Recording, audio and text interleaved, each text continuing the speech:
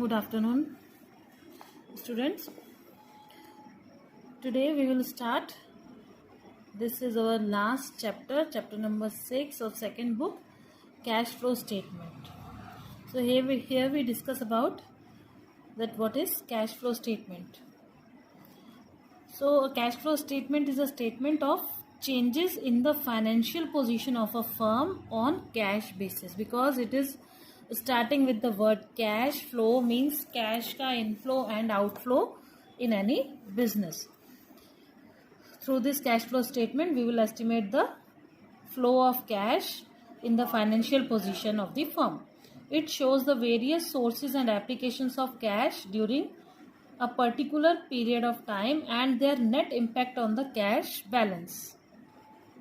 Okay.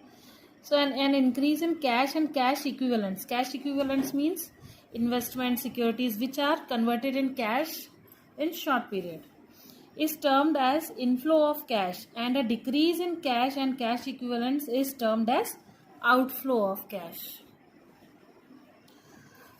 Cash का inflow के कुछ जब हम परचेज करेंगे तो वो आउटफ्लो होगा कैश का, लेकिन कुछ अगर सेल किया है तो जो भी कुछ सेल से थ्रू सेल्स जो अमाउंट रिसीव होगा उसको हम कैश इनफ्लो में ले लेंगे. Okay, so cash flow statement बनता है. Now comes to from practical points of view, we have to study about cash from operating activities, cash from investing activities and cash from financing activities. So first is cash from operating activities. Operating activities means activities that constitute the primary or main activities of an enterprise. जो main activities हैं, क्या होती है main activities?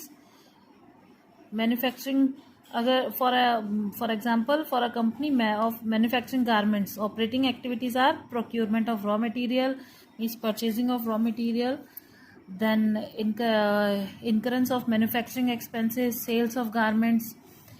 Other business में भी यही mainly operating activities रहती हैं जिनसे कि मेन ऑपरेशन चलता है बिजनेस का. सपोज किसी भी बिजनेस की जो एक्टिविटीज ऑपरेट की जाती हैं उनसे रिलेटेड जो डे टू डे रहते हैं कैश एक्सपेंसेस और cash incomes, that are cash from operating activities. तो इसमें cash inflow from operating activities and cash outflow from operating activities, both are given here.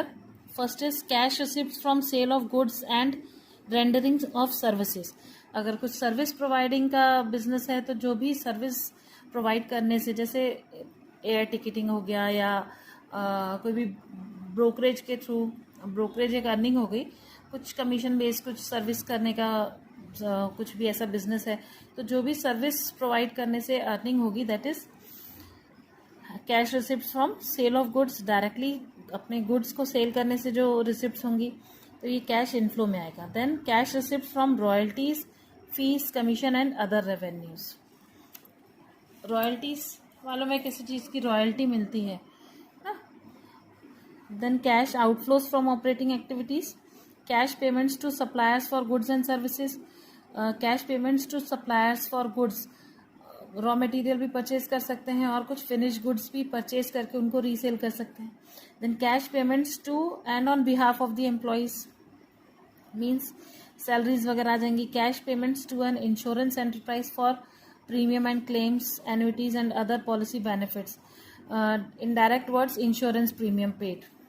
Cash payments of income tax unless they can be specifically identified with financing and investing activities.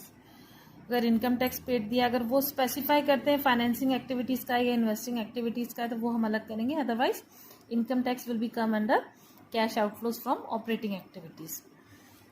So the net position is shown in case of operating cash flows. इन सबको add less करके incomes को add करेंगे, inflows को add करेंगे और outflows को less करके देन इसमें से आ जाएगा हमारा cash from operating activities. Then comes cash from investing activities. Investing means जहाँ पे इन्वेस्ट किया है, मीन्स अगर कोई एसेट परचेज किया है तो ये हो जाएगा कैश का आउटफ्लो, लेकिन इन्वेस्टमेंट हो रहा है. तो पहले इसमें आउटफ्लोज ही दिए हैं. Cash outflows from investing activities means cash payment to acquire fixed assets. Fixed asset purchase करेंगे तो ये हमारे पास एसेट तो हमारा हो गया, बट उसके लिए जो पेमेंट किया है वो आउटफ्लो में आ जाएगा।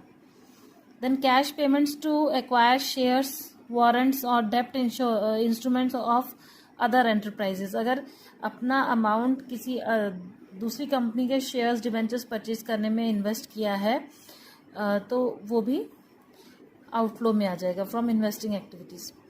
Then cash advances and loans made to third party.